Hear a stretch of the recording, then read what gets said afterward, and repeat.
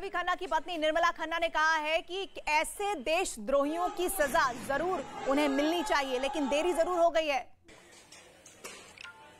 टिपुरा का रास्ता जब ये बता रहे थे मेरे हस्बैंड, तो उसने इनके एब्डोमेन पे एक गोली मारी। उनके शोल्डर डिसलोकेट हो रखा था और वो गोली लगने के बावजूद उन्होंने अपने ब्रीफ केस से उसका निशाना ख़राब करके उसकी गन को उन्होंने स्कफल किया और उसकी गन को एयर में कर दिया और सारी गन खाली कर दी पीछे से। और उसी टाइम उन्होंने बी.आर. शर्मा को शाउट करके कहा, Sharma you save yourself, because he was scuffling with him, fighting with him and he was unarmed, gun भी उसी के हाथ में थी। तो पीछे से इन्हीं के और लोग आ रहे थे जिन्होंने 27 गोलियों का मैगजीन उनकी पीठ में खाली कर दिया। 28 गोलियां टोटल मेरे हस्बैंड को लगी हैं।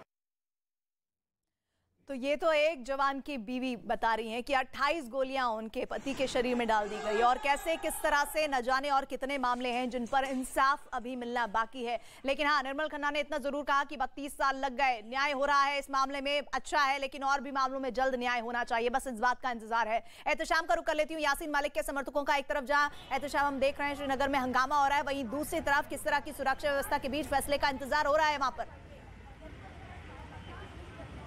देखिए, काफ़ी देरी हो चुकी है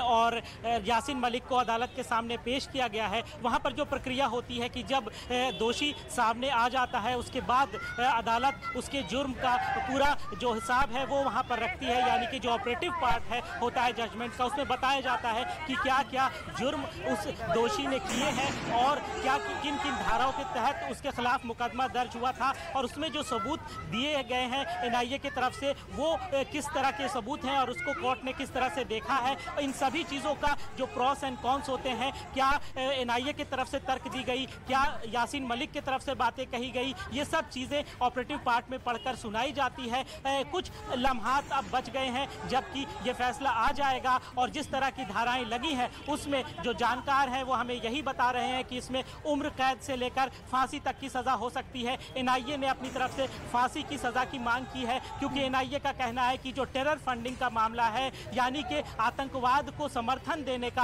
उसको पैसा मुहैया करने का, तो ये बहुत ही संगीन जुर्म है और इसमें ज्यादा से ज्यादा जो सजा है वो दी जानी चाहिए। हालांकि अदालत के पास इस बात का अख्तियार होता है कि वो मैक्सिमम सजा दे या मिनिमम सजा दे। चूंकि यासीन मलिक ने यहाँ पर प्लीड गिल्टी किया है, यानी कि उन्होंने अपना जुर्म कबूल किया है, तो फिर हो सकता है कि कुछ लीनियंसी बरती जाए, लेकिन क्या होगा इस पर कोई आकलन लगाना फिलहाल जल्दबाजी होगी, थोड़ा इंतजार करना होगा, क्योंकि लोगों का यह कहना है कि बहुत